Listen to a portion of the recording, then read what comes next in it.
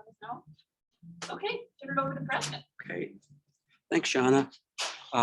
Okay, so we have about 25 to 30 here in library at Sandpoint, and there's about 9 or 10 members of the audience on Zoom, and you can't see them, but they're out there listening to us and watching our program. So we need to be respectful that we have another audience out there that want to take part in this program. Okay, I will ask the Zoom. Oh, yeah, just got it. Okay, ask the Zoom audience to be sure to mute yourself and turn off your video so that we don't clutter up the screen with that kind of problem. And to ask any questions in Zoom, be sure to just use the chat at the bottom and put your question in, and we will either, if it's relevant to part of the presentation by Brad and Jennifer, I can bring it up to them at that time, or we can save comments and questions until everybody's at the end. Okay, so let me just give you some background, because I know there are, besides members of Kinnickinnic Native Plant Society, there are also people who are not members. And so I'd like to give you a little bit of background about our organization. Well, we were established in 1998 as a chapter of the Idaho Native Plant Society. And then in 2010, we became our own Native Plant Society, independent of the Idaho Native Plant Society. And really, our mission is really to foster an understanding and appreciation of native flora and their habitats in the northern Idaho Panhandle region. And we use three methods, three aspects of that: education, conservation, and the use of native plants in landscaping and restoration. Our crown jewel is the Arboretum at Lakeview Park. It's established, and we care for that there. And we're always looking for volunteers who like to garden and take care of native plants out there at the Arboretum. And if you haven't been out there, just wander through sometime. There's always something new to see. We also publish a book called Landscaping with Native Plants in the Idaho Panhandle. We're on the 2nd edition, and it's available at bookstores from Bonners Ferry to Moscow and at the Bonner County History Museum as well. So pick that up, and that's been really popular in the last year and a half or two. So if you're doing native plant landscaping, that's the thing to get. We were featured as an article in the summer issue of the Sandpoint magazine, this summer issue. And I mentioned it at our last meeting in the spring when the magazine just came out. But if you haven't seen this article, have a look at it. Written by Sandy Compton, did a really nice job. Upcoming events. Oh, I got this out of order. So I'll just get them all up there now and say National Public Lands Day is going to be on September 24th. And there is going to be an effort, actually several efforts around the area, but one in particular that might be worthwhile is an invasive species removal event at Round Lake State Park. And if you've been to Round Lake State Park, you know what a jewel it is in our region. So be sure and bring gloves and a reusable water bottle. There will be food provided by Bab's Pizza and Winter Ridge. There'll be beverages, trash bags, potable water to fill your bottle. And if you plan on going out and getting some aquatic weeds, then you need to bring rubber boots or waders. Otherwise, on the trails, there's plenty of weeds to pick. Our next program will be October 15th, Saturday, here in the library, same place. And we're going to really feature one of the things that we do quite a bit of, and that is outreach to children and families. And there'll be a number of speakers. Cindy will be here talking about her stuff with the Tree Cookie Tuesdays. And so it's going to be a good and informative program. So come out for that. Visit our website. It's a brand new website. So it's still in the works, but it's growing. And we have a Facebook page. You can become a member or make a donation if you wish. We always need some funds. and I'll get to that in just a second. Okay. Let me just also acknowledge at the beginning here that respectfully, we are on the traditional homelands of the inland Salish peoples, and then they who continue to live here and care for these lands, its waters, and its native plants and animals. And we offer our thanks to the inland Salish people, their histories and cultures, as well as their continuing care for these lands for the generations to come. Okay, I want to introduce our speakers today from the Idaho Conservation League. First up to introduce the program will be Brad Smith. He's the Northern Idaho Director of ICL. He works to protect public lands, fish, and wildlife. He has a passion for the outdoors, of course. He works for an outdoor organization and conservation. And he began when he was introduced to the trails of the Idaho Selkirk Mountains right here on our doorstep. He graduated from the University of Idaho with a bachelor's degree in environmental science and later completed an MPA in public policy and administration from Boise State University. He is a co-founder of the Idaho Trails Association in 2010 when that started up to promote the continued enjoyment of Idaho's hiking trails. In addition to hiking, Brad enjoys camping, canoeing, skiing, fishing with his wife and daughter. Jennifer Ekstrom joined ICL. She's right next to Brad. She joined ICL in 2022, so she's brand new with the Idaho Conservation League, and she was hired to develop and lead the North Idaho Lakes Conservation Program, which is a new initiative by ICL. Brad will talk about that. She brings more than 2 decades of experience working on environmental campaigns, and most relevant to her current position at ICL is her previous work as the founding executive director of the Lake Pend Oreille Waterkeeper. And Lake Pend Oreille Waterkeeper turned over their program to ICL, and Jennifer took up the mantle to carry it forward as she started it. She now continues to work to protect Lake Pend Oreille from pollution and inappropriate uses, and expands the program, and is expanding the program to include Coeur d'Alene and Priest Lake, along with other precious North Idaho waterways. She has a bachelor's degree in communication studies from Eastern Washington University. She's passionate about using film and video to help conservation efforts succeed. She also enjoys paddleboarding, mountain biking, snowboarding, and hiking. I'll see you on the slopes, you two. Okay, nothing more to say than that. I think the time is yours, Will. I'll shift computers here. I'll stop sharing the screen.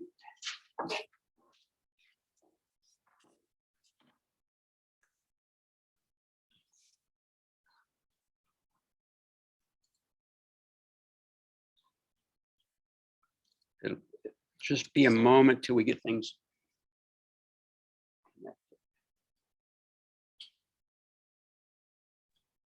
And then yours is muted, right? So it's with echo.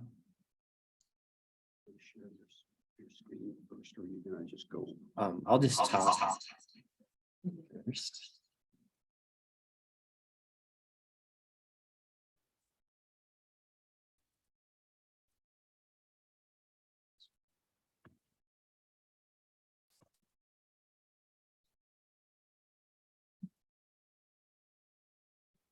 All right, is it good to go? So it's still showing you, isn't it? Oh. Do you have to make me the host? Yeah, I got you. Okay. Showing your headshot anyway. Yeah.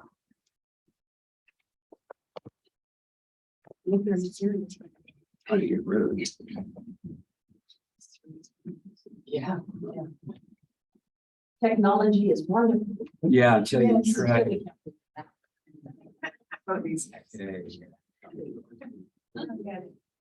Oh, now we're getting the gallery. Did you make me the host? Jennifer's the host, yeah. So what about now? No. Oh, it's still doing that.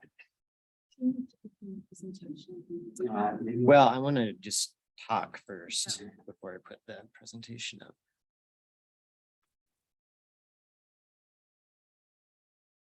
That's something I need to do. No, that's not. Still not doing it. Yeah, you don't want to lose your Zoom people either. Yeah. So what you can Well, maybe I should just stick with that, right? Because people online can see me and people in the audience can see me. I'm not going to bring up the presentation yet.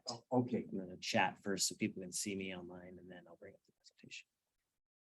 All right, well, thank you, everybody. As Preston said, I'm Brad Smith. I'm the North Idaho director of the Idaho Conservation League. And we have offices across the state. So Sandpoint obviously is one of our offices, and Jennifer and I work in the Sandpoint office. But we also have offices in McCall, Idaho, Boise, and the Ketchum Sun Valley area. So those 4 offices. And we have almost 30 employees statewide. How many of you, by the way, have heard of the Idaho Conservation League before you got the notice for this meeting? Okay, good. Almost all of you. So if you don't know much about us, we were founded in 1973 to be the voice for conservation in the Idaho legislature. At that time, there were small conservation environmental groups throughout the state who couldn't travel from Sandpoint or Coeur d'Alene or Twin Falls or Idaho Falls to the State House for a public meeting that was only noticed the day before. So the conservation groups at that time around the state that were pretty much all volunteer got together and said, we really need to have a full-time presence in the Idaho legislature. And so the Idaho Conservation League was founded, and we were a league of small groups all across the state. And we've had a consistent presence in the Idaho State House ever since. So if you're signed up for our emails from January to sometimes as long as till May, you get updates on our work to try and stop bad stuff in the legislature. It'd be nice if more positive things were happening there, but there's a lot of defense. In addition to our work in the legislature, our other strategic campaigns include public lands and wildlife, which I'm on the public lands team at ICL. And so I work on kind of all the public lands issues between the Canadian border and kind of Riggins. So Idaho Panhandle National Forest, Nez Perce Clearwater National Forest. We have a little bit of BLM in the north, but not a whole lot. And then the wildlife stuff. So I'm our lead on grizzly bear issues because we have 2 listed grizzly bear populations here. And I'm also involved in an effort to add wolverine to the endangered species list. Then we also have a climate campaign, and with our goal being making Idaho carbon neutral. A large focus of that is getting our investor-owned utilities to divest from coal, which I'm proud to say our investor-owned utilities in Idaho will be fully divested from coal by 2030, which is due in large part to our we have a full-time staffer who participates in the Public Utilities Commission, where we set rates and policies and figure out, where we're going to get our energy from. We also have a campaign for cleaning up the Snake River. Some of you may remember a High Country News story from about 5 or 6 years ago, where High Country News called the Snake River Idaho sewer. There's a lot of agricultural waste in the Snake River. And so we have a program to reduce pollution from agriculture and feedlots to the Snake River in southern Idaho. And then our last campaign that is really sort of highlighted in our current strategic plan is restoring Idaho's salmon and steelhead. And the focus of that is getting the 4 lower Snake River dams in Southeast Washington state removed because those dams significantly impact the survival of salmon trying to return to Idaho. Since we adopted our strategic plan, which was about 4 or 5 years ago, we've also added some additional programs, one of which we're going to talk about here in a moment. But the other program we've added is a deliberate wildlife program. Wildlife has been kind of embedded in everything we do. So I got our public lands program, for example, which I work on anytime the Forest Service is working on a project. We review those projects and get engaged to try to make sure they don't impact wildlife. But now we are trying to create a more intentional wildlife program. As you may know, like a lot of the habitat is managed by agencies like the Forest Service and the BLM. but the wildlife are actually, unless they're listed species, managed by the state. So Idaho Fish and Game kind of has management authority over the species unless they're a listed species. And we feel that we need a more focus by the state on the non-game species. Idaho Fish and Game, of course, does a lot with the species that you can hunt, fish, and trap, but they don't have very many programs for non-game species, which we feel could use more attention. So just about 2 months ago, we hired a person, his name is Jeff Abrams in our Boise office, who's going to be bringing that program up. So we're really looking forward to doing that work. And then I'm also just super excited about native plants because I myself like to collect seed and use seed to landscape my own yard. But then in the programs that ICL does, anything that we're involved in, whether it's public lands or the lakes program, we always give an eye to native plants and the impacts on native plants and trying to keep invasives from coming in, looking at ways to eliminate invasives from public lands and noxious weeds and things like that, and restore natives is something that we review in all the projects, in our strategic plan says that we will do that. Now onto the lakes program. So about a year ago, how many of you know Steve Holt? So Steve Holt is the retired executive director of the Lake Pend Oreille Waterkeepers. So about a year ago, Steve Holt came to me and we had been working together to try to stop the marina and housing development at the mouth of Trestle Creek. Steve said, you know, Brad, I'm kind of getting tired. I'm ready to retire and do more fishing. And it's really hard for us to sustain the Waterkeepers, a small organization, but I don't want the focus on Lake Pend Oreille and protecting our water quality in the lake to be lost. And so I want to find a permanent home for these programs. And so we started talking as an organization. We're like, yeah, why wouldn't we do that? In fact, we have all these other lakes, not just Lake Pend Oreille, but Priest Lake, Lake Coeur d'Alene, and Upper Priest. And why shouldn't we just have a North Idaho Lakes program? There are features that really define our region in this part of the state. And there's a lot of threats that these waterways face that Jennifer is going to talk about. So over the winter time, we worked with Waterkeeper to have that transition, and it came with some funding commitments and a commitment from us that we would hire a full-time staff person to do the work. And so we were really humbled and honored to be approached by the Waterkeeper to take on this program and to grow it and make it not just about Lake Pend Oreille, but all the big lakes and waterways that we have. So we were super fortunate that Jennifer applied for the position because she has a history with the Waterkeeper. She was the founding executive director of the Lake Pend Oreille Waterkeeper, actually. So it was super great to hire Jennifer because she came with a wealth of knowledge and skills already. So she's just been off and running, and Jennifer is going to tell you about this program and the threats that these waterways face and what we hope to do about them. I'm going to try to bring up the presentation now. So hopefully this will work. Okay, so share screen.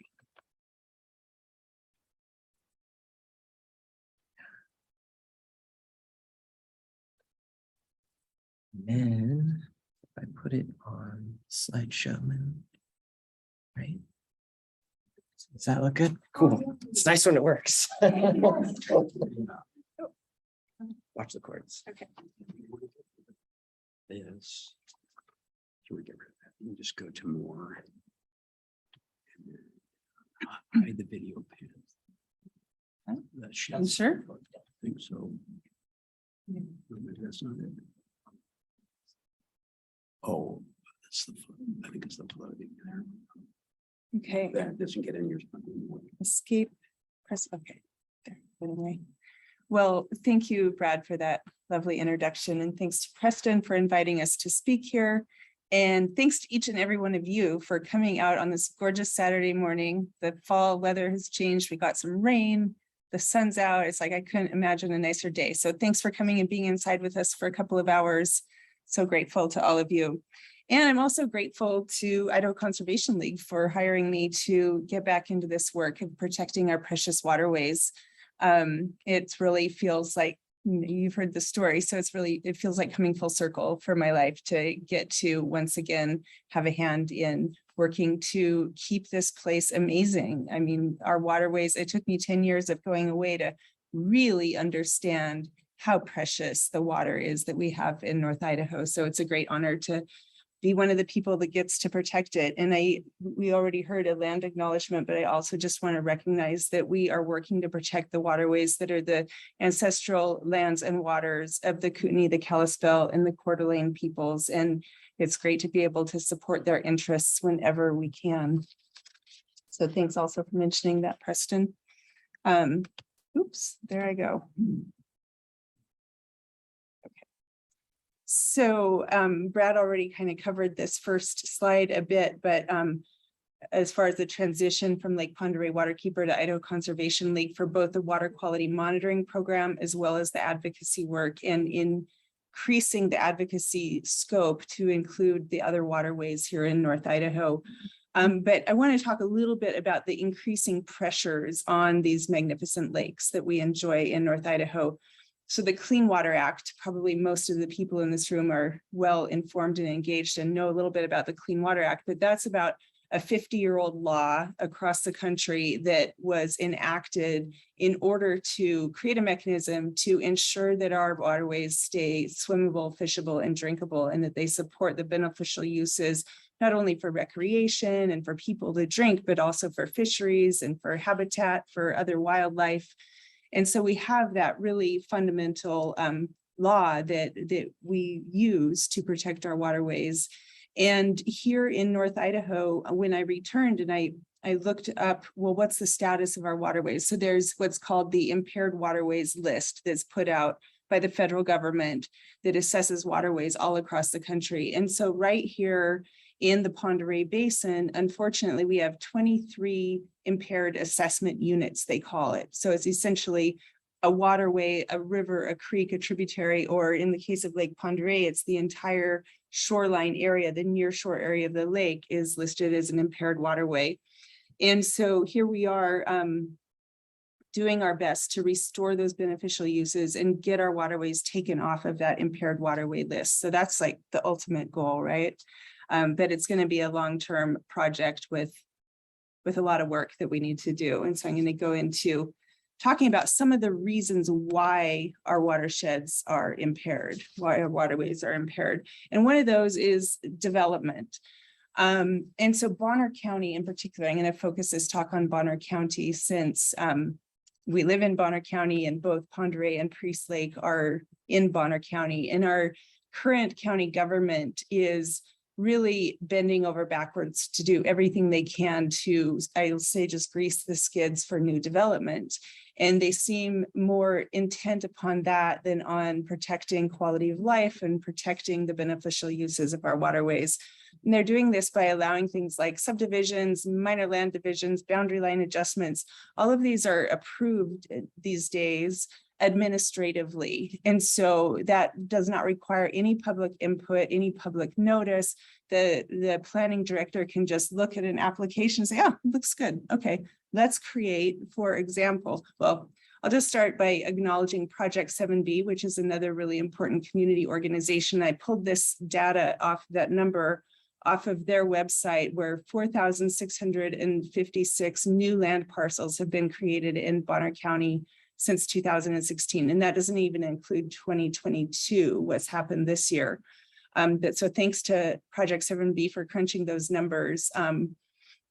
So one of the problems also that happened in 2016 is that the process was changed. And prior to that time, the Department of Environmental Quality and Panhandle Health District had to sign off on the sewage disposal plan for a new subdivision or for a new set of land parcels before the county could approve those for development, and that got taken away. And so now what's happening is that the county is going ahead and approving pretty major projects without any assurance that the sewage can be treated properly. So we're working in a number of ways to try to change this and restore some order to our system. One of those is that we're just finishing, the county, I should say, is just finishing up their process of updating the goals, objectives, and policies of the comprehensive plan. And that was a really unfortunate process, in my opinion, because we asked them to really educate the public about what they were doing and create an opportunity for meaningful community input into that process. And they declined. And they have had a series of what they call workshops, but those workshops don't include providing any information. They'll just pull up a marked up document, many pages of track changes in a document on the screen and just start getting to work and letting the public see what they're doing. And they call that a workshop. But to me, a workshop is you have information available and you have people to give presentations and answer questions. And so we're hoping, what we're told, even though they declined to really create a process for meaningful community input in this situation, what we're told in response to a request that they do that is that as soon as they finish this process, they're going to start updating the full comprehensive plan, which in theory, when they do that, they'll use current data, which they haven't been using on their process with the goals, objectives, and policies, and that they'll also include community engagement in a meaningful way. And so in addition to weighing in at that level of the county, we also look at other ways that we can influence these decisions to approve new developments, whether it's through the Idaho Department of Lands with their permit process, through the U.S. Army Corps of Engineers with dredge and fill permits, which are required to fill wetlands. So there's a number of levels that we can choose to engage on these processes. And so a few of the specific developments that we're concerned about right now and that we're weighing into on an individual basis. One is in the Coolin wetlands, and that's at the south end of Priest Lake. And that has had 30 parcels approved for development by Bonner County that are on 65 acres of Class 1 wetlands, which are very important wetlands. And so I'll just mention that the photo of this slide is the background of that photo is that area that would be developed if the developer gets their way. I do want to give a shout out to Selkirk Conservation Alliance. Idaho Conservation League filed comments on that, provided comments to the county about our opposition to their process to approve that development, but also Selkirk Conservation Alliance is heavily involved, and they did file a motion to reconsider, for the county to reconsider their approval of that. The county has not yet decided that they would. They've actually declined to reconsider. And so we're standing by to see how we can support Selkirk Conservation Alliance in their effort to get the county to reconsider that. That's my photo. I took the photo. It must be very similar. We might have been there a very similar day. Well, because we couldn't go any farther with the water on the road. But thank you for your concern about that area, Paul, and all of your efforts. Yeah. So another one at Priest Lake is the Woods at Priest Lake development was recently approved by Bonner County. And I just want to point that one out because it highlights the problems with the county approving subdivisions before there is a reliable sewage treatment plan. And in that case, at the Woods at Priest Lake, the county approved 19 lots in a subdivision. Well, the Granite Reader Sewer District said that they could guarantee 14 hookups, not 19 hookups. So when I asked the county, well, maybe you should only approve 14 instead of 19, they decided to go ahead and approve all 19. Camp Bay is another one that's had some recent and ongoing concerning issues. I have only been involved in the Camp Bay controversy for a very short time this summer. I had an opportunity to speak out against their community sewer plan. The zoning commission did approve a sewer plan based on very vague data provided by USGS that said there was no standing water on the site where they wanted to build their community sewer system. Panhandle Health District had been out there for several months monitoring and was in the meeting saying there is surface water, there's numerous bodies of surface water on this site, and it may not be an appropriate place for your sewer system. But despite that, our zoning commission approved it anyway. So it's unfortunate, and we're just really happy to be developing a closer relationship with Panhandle Health District and figuring out how we can get that rule changed again. And I want to acknowledge Fred Arn is in the room, and he has been involved with this Camp Bay development since when? Very beginning. Very beginning, which was when? Well, we've been at it for over 2 years. 2 years. So if you want to get into the nuts and bolts and the history of that issue, Fred's your guy, and I'm sure he's happy to chat with people after the presentation about that. So it's just really gratifying, and it makes me really hopeful to be able to work with so many other community organizations and nonprofit organizations and concerned individuals in the community to address all of these issues. So thanks again for being here. Another big one that Idaho Conservation League has been working on since before I came is the Trestle Creek development. And so I want to invite Brad to take over for the next couple of minutes here and talk about Trestle Creek. How many people have been out to Trestle Creek? Like up the Forest Service Road? Have you been down to the mouth? Raise your hands if you've been down to the mouth. So Trestle Creek is the single most important bull trout spawning stream in the Pend Oreille Basin. So on average, over the last 10 years, over 50% of the bull trout redds in the Pend Oreille Basin that have been counted have been up Trestle Creek. Bull trout do spawn in other places like Granite Creek and Gold Creek, and there's even a unique life history of bull trout that goes from Lake Pend Oreille down the Pend Oreille River, up Priest River, and then up the East River, which is basically behind the backside of Schweitzer to spawn.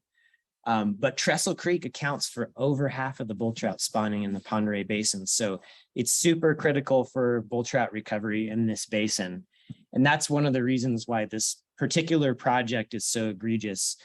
But in addition, of course, you've probably seen the kokanee spawning out there at Trestle Creek. They're out there spawning right now. You can go to the Avista pullout and see them there.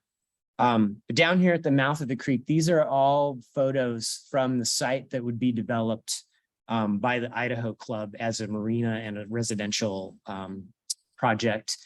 You know, despite some of the claims of Idaho Club that this site's degraded and has had development in the past, you can clearly see how important this area is ecologically. In that upper photo, you can see bald eagle's nest roosting there. There's a beaver dam on the site. All of that in those photos would be entirely dredged out and removed to make way for a marina that would provide 105 boat slips for residents of the Idaho Club. And in order to do that, they need a dredge and fill permit from the U.S. Army Corps of Engineers. Unfortunately, the Army Corps has 2 staff in Coeur d'Alene, and they've never actually walked the site. And the developer never had anyone do a wetlands delineation. And if there had been a wetlands delineation, they would have concluded there are wetlands on the site. And under the Corps' regulations, you must first try to avoid filling and removing wetlands. And if you can't do that, then you have to mitigate. And because they never actually did a wetlands delineation and concluded that there were wetlands, neither of those things would happen. And in fact, part of the process too is a required public interest review, and the U.S. Army Corps of Engineers can actually decide under their regulations to deny a permit for dredging and filling wetlands and waterways of the United States if it's deemed not in the public interest. And I think it's probably safe to say that the public interest in this case weighs in favor of wildlife and bull trout recovery and not in favor of 105 boat slips for a few wealthy individuals. So this is just a little overview of kind of what's proposed out there. So the area in red is the area that would be filled with dredging material from the kind of marina area. So the island with the eagle's nest and the beaver dam, all of that you saw in the photos is out in here. It would just be entirely removed. And then the yellow is fill that would be placed in the remaining wetlands to make way for the residential lots. So this is a pretty egregious development. This historically, Trestle Creek would have flowed at various times anywhere within this property as the creek migrated around and moved over time. But the creek is going to be constrained to this channel, and they're going to allow development up to within 60 feet of that creek and basically keep it confined to a narrow channel. And just for comparison, when the Forest Service logs timber near a fish-bearing stream on the Idaho Panhandle National Forest, they have to give it a 300-foot buffer. The county only requires 40. So those are this is just an example of the kind of threats that we face. And this has been a project that I continued to work on because I started working on this before we hired Jennifer, and I'll see it through. But I think this is sort of representative of the kinds of developments we're seeing around here. And there's litigation on that. Yes, thank you. So we are currently in litigation against the Army Corps of Engineers and the Fish and Wildlife Service for permitting this project. So stay tuned. Don't know yet what the court briefing schedule will be like on that, but you'll certainly see news from us and probably in the media as well. So thank you, Brad. That's a great example of, we have this set of tools, and in the case of Trestle Creek, we've been put in a position where we need to use all the tools in our toolbox, including legal action, to protect our public interest and our commonly held resources. So I'm, again, just so happy to be stepping in with an organization that has that capacity and that will to take the action that's needed on these important issues. So another really important issue in all of the development that we've been talking about, we need to acknowledge that whenever there's a new facility built or a new subdivision built or new people moving in, our waste load, our sewage increases, and we need to have appropriate measures to treat that sewage. And right now, our infrastructure across our area is antiquated. It's aging. It was built for smaller populations. It was built a long time ago, and basically it's deteriorating, and it's not the best, most current type of technology that's available. So we have a lot of work to do to encourage and facilitate our wastewater treatment plants to do the upgrades that they need to do. For example, the Kootenai Pend Oreille Sewer District has been out of compliance with their clean water permit for 6 of the last 12 quarters. And they are out of compliance with their permit for phosphorus and nutrients and suspended solids. And their effluent, it's called, their discharge pipe goes into Boyer Slough, which goes into Kootenai Bay. And so Boyer Slough is on that list I mentioned at the beginning of the presentation of the impaired water bodies. And Boyer Slough is impaired for, anybody have a guess? Phosphorus. And last summer, we saw a really significant toxic algae bloom in Boyer Slough. And one of the causes of that is an overload of nutrients. And then it combined with high temperatures, it really just creates ideal conditions for toxic algae, which obviously hinders us using that waterway in a beneficial way. We can no longer go swimming. We can no longer, play fetch with our dogs there. People need to stay out of the water. And so we need to get that cleaned up. And so we're participating on the watershed advisory group for Kootenai Bay. And as that process is unfolding, there's been just a couple of meetings so far. These meetings are convened by the Department of Environmental Quality. and bring stakeholders from all factions of the community to the table to come up with solutions to develop what's called waste load allocations and maximum levels of pollution that can be put into the water body.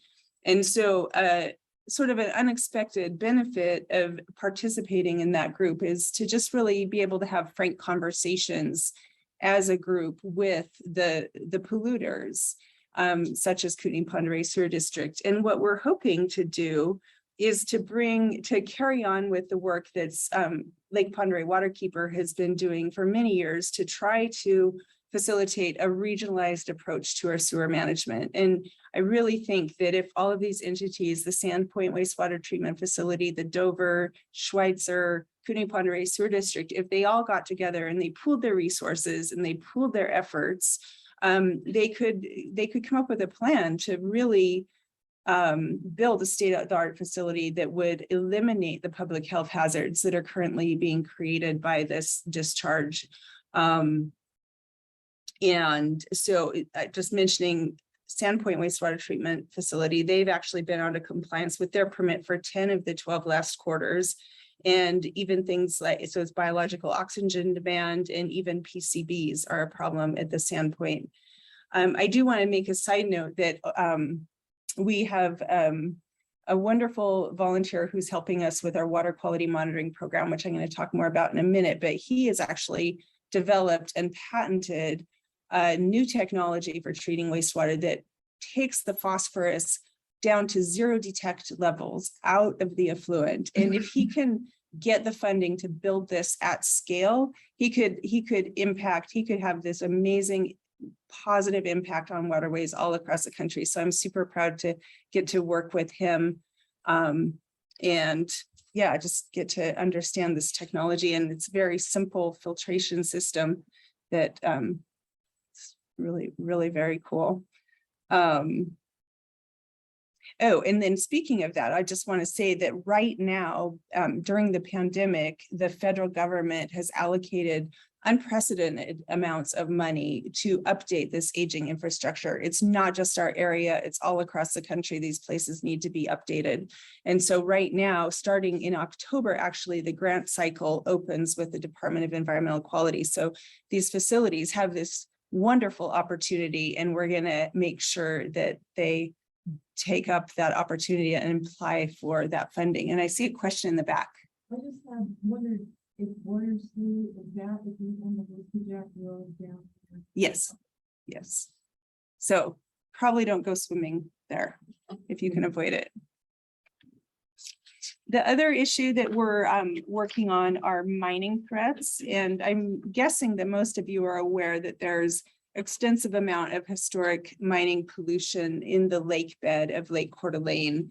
And while it's down there settled in the bottom of the lake, it doesn't necessarily create a public health hazard unless you're a child playing on the beach and taking that into your mouth and stuff like that. But the concern is that if too much pollution, too much nutrient and temperature come together in that lake in just the perfect way, it creates the situation where the bottom of the lake comes up and mixes into the whole water column, and it would just create a toxic stew that would kill that whole lake. And so that's worst case scenario, and hopefully that will never happen. There's an important study from the National Academy of Sciences that is set to be released at the end of this month. And while more information is great about where exactly are these pollution sources coming from, how important is each one, well, that's important information to have. What we want to do is make sure that that information isn't being used in lieu of real tangible solutions. And so we don't want it to just be, oh, we need to kick the can down the road for more studies and more studies. And oh, we have more money for more studies. Let's study this more. And we really know there's a problem, and it's time to get very serious about cleaning it up. And so at Idaho Conservation League, we're working, we don't want to just jump in willy-nilly. We want to really make sure we have a coherent and comprehensive plan for how we get involved in that huge issue of the mining pollution coming from the Silver Valley into Coeur d'Alene Lake.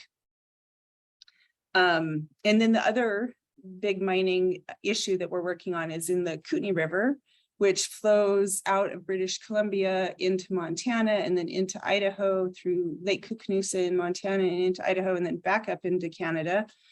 And that river is polluted with coal mining pollution from coal mines, mountaintop removal coal mines up in the Fernie, British Columbia area.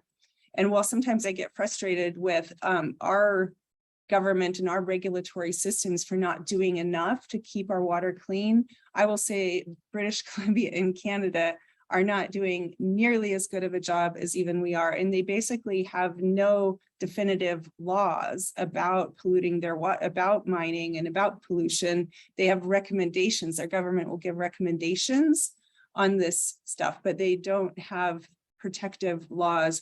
So luckily the state of Montana developed very, very strict guidelines on one of the really important, most significant pollutants, which is selenium pollution that's coming out of those coal mines.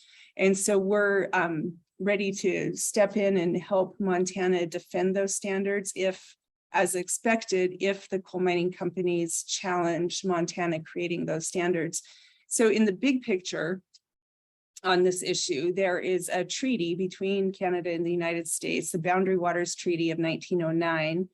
And that treaty was an agreement between the two countries that neither one would undermine the water quality of the other country to a level that was detrimental to human health and other qualities that we need to protect.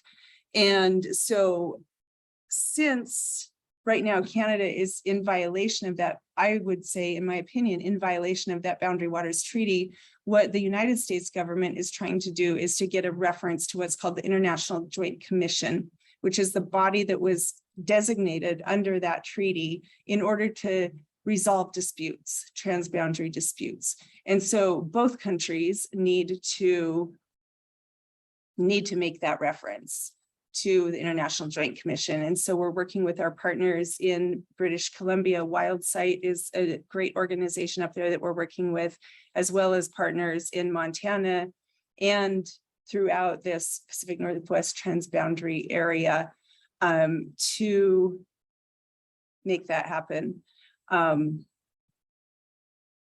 Yeah, we're also working to stop right now. There's a proposal to expand one of the mines up there, the Fording River mine.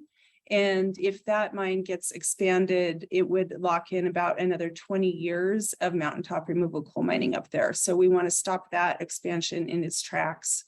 And we also, I guess that those are the three main ways that we're engaging in that campaign with the International Joint Commission reference, defending Montana's water quality standards, and stopping the Fording River expansion.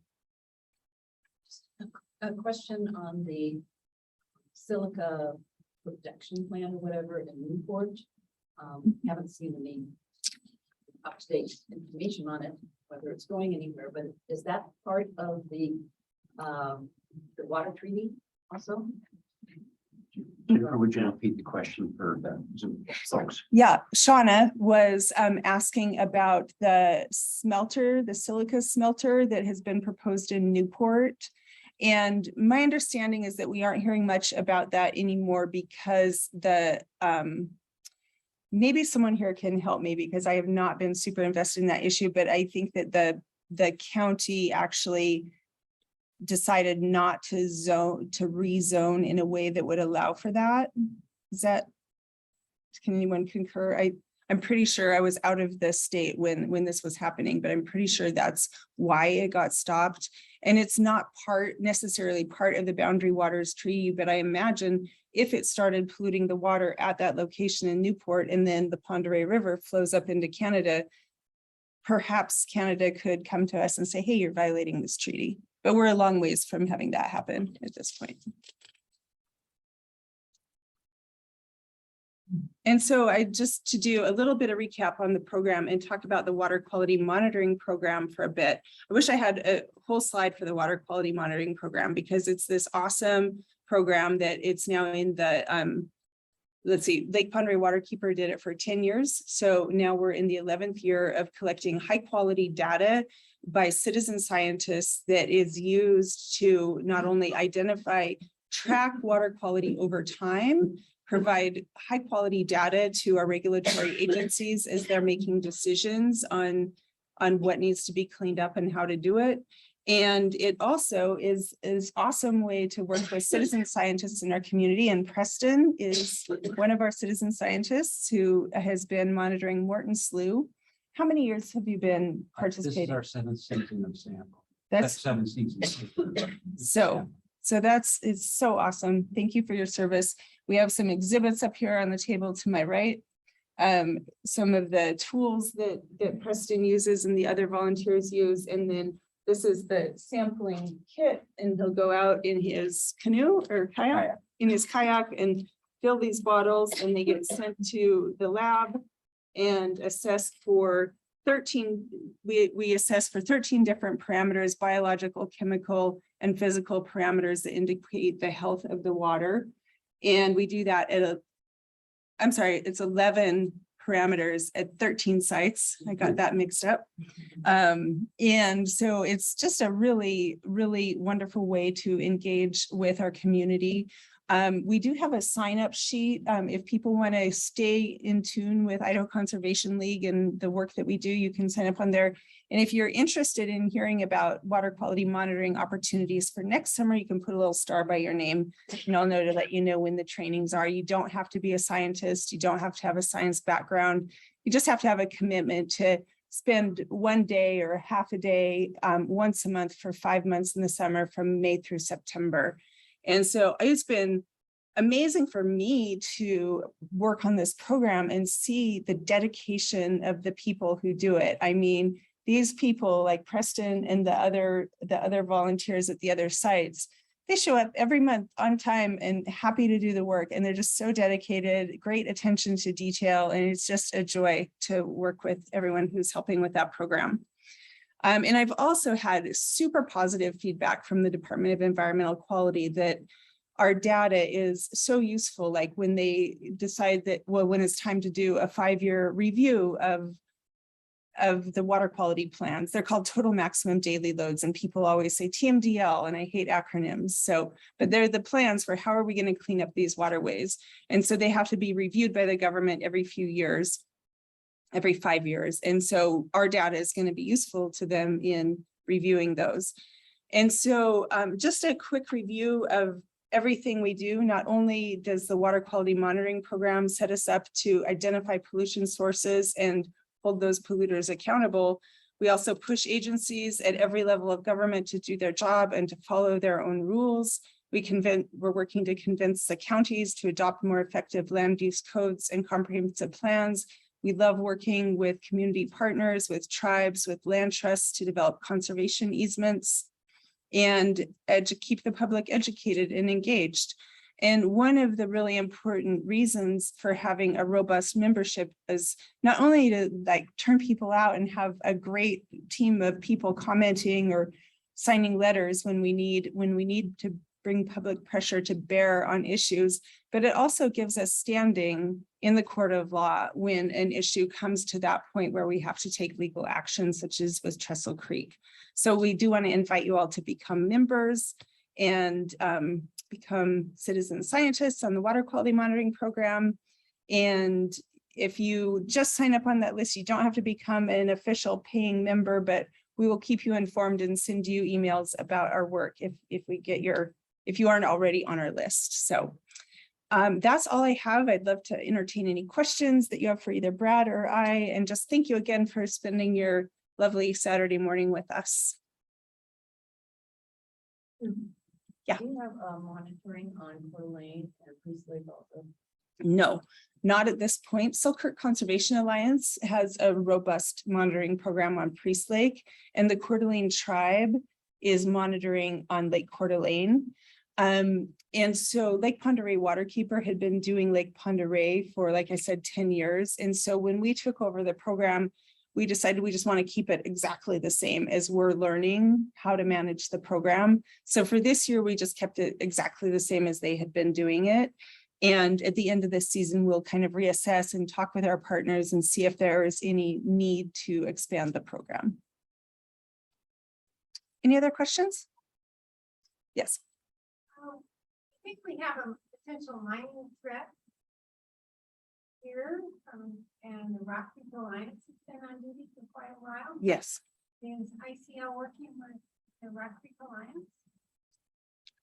So Brad might have more history there, Yeah. but all I know is that it seems like they're doing a fabulous job of keeping that mine at bay all these years. So Yeah, and for the folks online, the question is about the Rock Creek mine and if ICL is involved in that. And I stay in close communication with the Rock Creek Alliance and Jim and Mary, but I can actually remember when I was in high school, like riding the chairlift up at Schweitzer and seeing the stickers on the lift towers that said, "Stop the Rock Creek mine."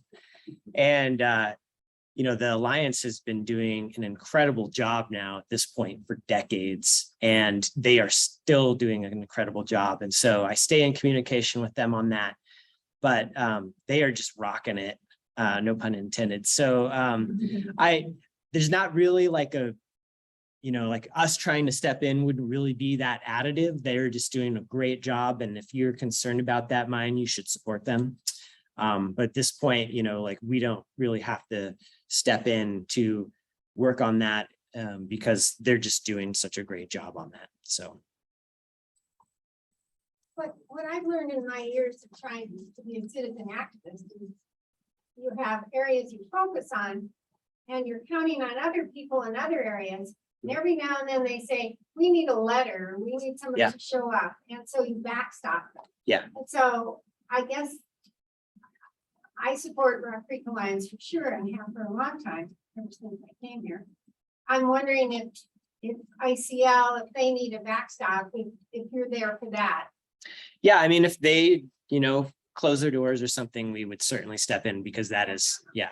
But, you know, like there's another organization that they partner with called Earthworks, which is out of Colorado.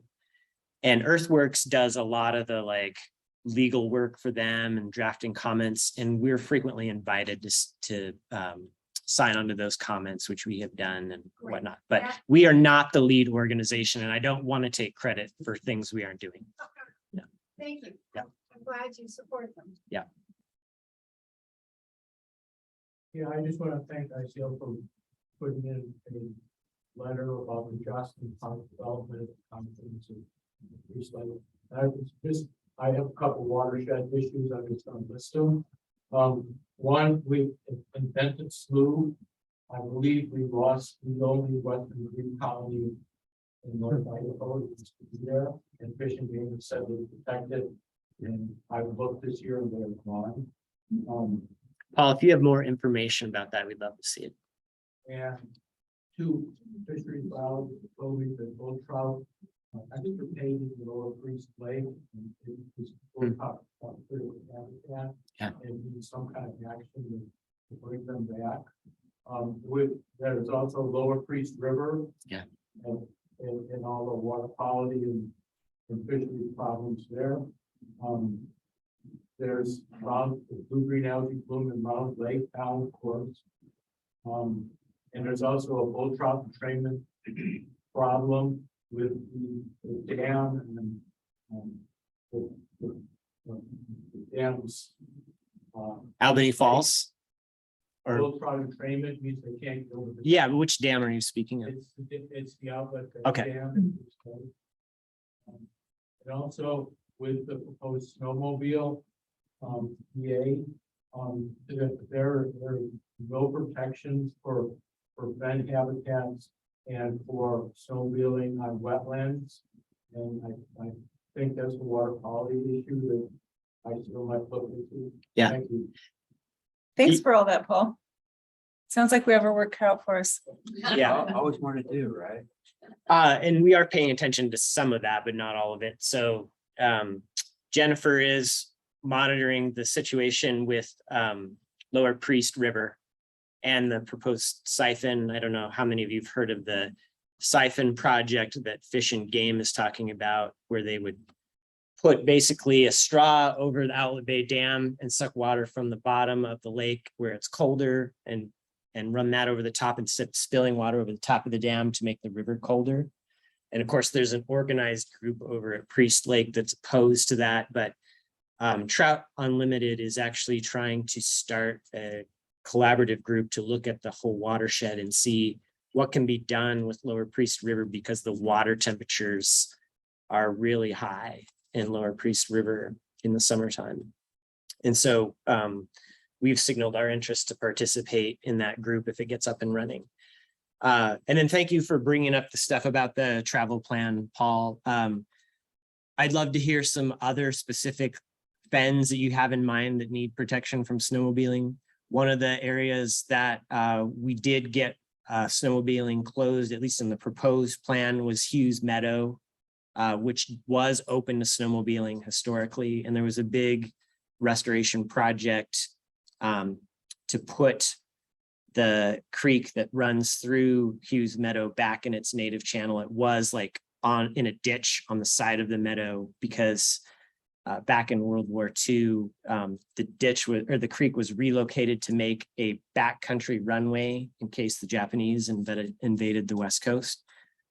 So there was a project to restore the meadow, and that is now going to be closed to snowmobile use. But I'd love to, if you have other suggestions, I'd love to hear. You can send me information later about.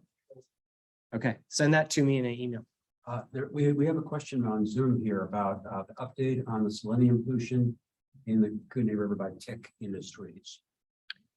I don't know if you addressed that before. That's from Lexi. Okay, yeah, so the selenium pollution, I did mention the selenium pollution coming into the Kootenai River from the Teck Resources owned mountaintop removal coal mines in British Columbia. And as far as the data that we've been seeing, that selenium pollution has been increasing in recent years. The mining companies are claiming otherwise, but the data that we've been seeing shows that it is increasing. We have participated in letters to, to the Appropriations Committee in Congress to try to continue and increase the amount of funding that is allocated to USGS and the EPA to continue that water quality monitoring. So unfortunately, it's a bad situation. It's impacting the fisheries in the river that are sustenance fisheries for the indigenous peoples of this area. And so the tribes are really the front line on this, and we're here supporting them in the efforts to get that selenium pollution cleaned up and get those fisheries restored so they can again eat their traditional foods out of the river. Other questions for Jennifer and Brad? One more. I recently read one of the things a editor commenting, wondering why ICL wasn't doing more for the protection of the forest area. Forest Service opening up new areas for snowmobiling and so forth. And I'm wondering what are your what are your attitudes, your orientation towards those kinds of mixed use? If I'm, I want to be backcountry skiing and I hate the snowmobile. When I hear ICL, I'm like, oh, okay, snowmobiles. But how do you resolve those things? What's your process? Yeah. Yeah, thank you. So that's been one of my primary projects for like the last 9-10 months. So there's a group formed that has snowmobilers, backcountry skiers, conservation groups, guides, and other community members that came together to try and identify areas of agreement and recommend to the Forest Service what we would like to see in the winter. It's called Travel Management Plan. And that's for the Sandpoint, Bonners Ferry, and Priest Lake Ranger districts. So I participated in that group and represented ICL. And we came up with a recommendation that has 25% of the National Forest lands on those 3 ranger districts closed year-long to snowmobile use for wildlife, for white bark pine areas, or for backcountry skiing. Another 60% would allow snowmobile use to occur, and then on April 1st, when grizzly bears come out of hibernation, they would have to stay on designated roads and trails. They couldn't go high marking or off route at that point because grizzly bears are out. And then the remainder would be open year long. It's not the plan I would have drafted if it were up to me and I were king for a day. Frankly, I don't like snowmobiles and I'd like to see it all off limits. But as the way the law is currently written about national forest lands, they are considered multi-use lands, and the Forest Service is charged with providing recreational opportunities for everyone. So there are some areas open to snowmobile use under the plan. And I know that there's concern over places like Upper Pack River, for example, that would be open to snowmobile use. I totally get it. There were some hard choices made. It's, again, not the plan I would have created if I had the ability to make the decision myself. But I do feel like, on balance, it meets the needs of wildlife. And for backcountry skiers, I don't represent them, but they were involved in the process. So if you want to learn more about it, you can go to the Idaho Panhandle National Forest website and look for the Kniksu Winter Travel Plan is what the project is called. And you can find the map, or you're going to contact me and I can give you more information. And you can look at it and decide for yourself how you feel about it. And if you see things about the plan that you think should be done differently, then I encourage you to comment to the Forest Service because they need to hear from everyone about this. The snowmobilers are paying close attention. And even some of the snowmobilers are commenting that they don't like the April 1st closure for in grizzly bear habitat, that they don't like any of the closures, the year-long closures. So, you know, if you see things about it from a backcountry skiing perspective or a conservation perspective that you would change, then I encourage you to comment because the Forest Service needs to hear from everybody on that. Yeah. Is there any protection for the caribou then? in that area? Yeah, so part of the plan includes a large closure along the border with Canada that would be off limits to snowmobile use all year long, as well as a big chunk of the Selkirk Crest that includes Long Canyon Creek, Parker Creek. In Trout Creek, you could only go up the road, you couldn't go off the road, part of the Selkirk Crest. Then over in the Scotchmans, there's a big closure area. And then also in that part of the Cabinet Mountains in the Boulder Creek drainage near Bonners Ferry. So we, through my involvement in the plan, I wanted to make sure that there were areas in each of those mountain ranges that were closed year long to snowmobiles to provide areas for wildlife. And then that seasonal closure that starts April 1st, that was for grizzly bears across a wide area. So I feel like the plan is something that I can live with. It's not the best plan, but I feel like we covered the needs of wildlife. I can't see how the Connecticut and the Plant Society and ICL can support the plan that clearly is violating the Endangered Species Act, clearly impact the sensitive white bark pine. And you just can't rubber stamp things that are illegal. And I'm not going to say any more because you can read my comments. Yeah. Yeah, Paul, I know you have a different feeling about what we came up with, and I totally respect that. And I'm glad that you are, you know, providing your comments and your input to the Forest Service. But yeah, I feel like we did do a decent job with it. And, you know, just from the white bark pine perspective, the biggest stands of white bark pines in the Selkirks are up on Fisher Ridge and on Russell Ridge, which are closed to snowmobile use under the proposal. Did we close all the white bark pine areas? No, but we got the biggest and best ones. It's a proposed threatened species. Yeah, and you can't snowmobile up on Fisher Ridge under this proposal or Russell Ridge. So what about populations in other areas? You can't just roll over a threatened species as forest really sensitive and proposed to be threatened with snowmobiles.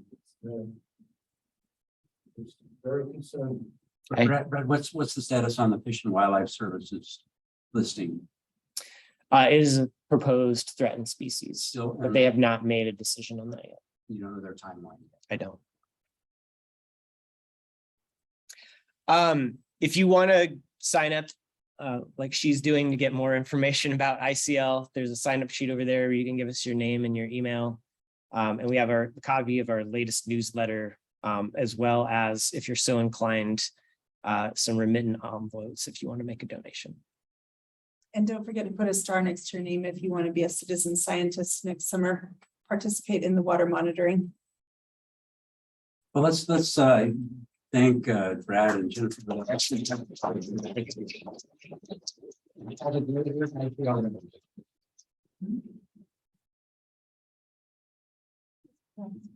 that.